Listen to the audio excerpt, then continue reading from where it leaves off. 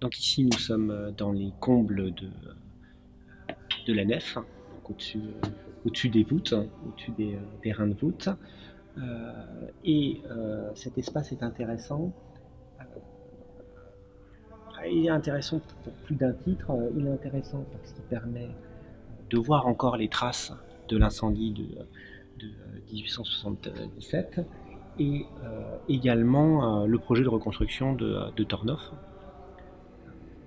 Alors, les traces d'incendie, notamment les traces de rubéfaction, qu'on voit les traces rouges, sachant que les dernières assises sont encore jaunes, tout simplement parce que l'édifice était tellement altéré que Tornhof a dû remonter ces trois assises. Également les traces caractéristiques des incendies, les traces d'éclatement des pierres léchées par les flammes.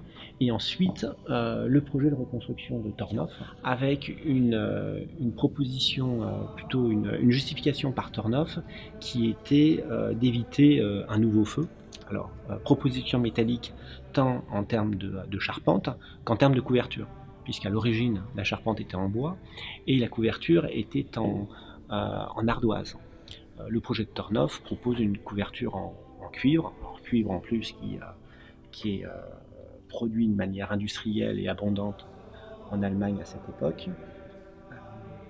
Le projet se caractérise par une, une structure métallique très industrielle, fait, alors qu'on retrouve totalement par exemple dans les gares, et notamment ce principe qu'on appelle charpente à l'impôt-Lonceau,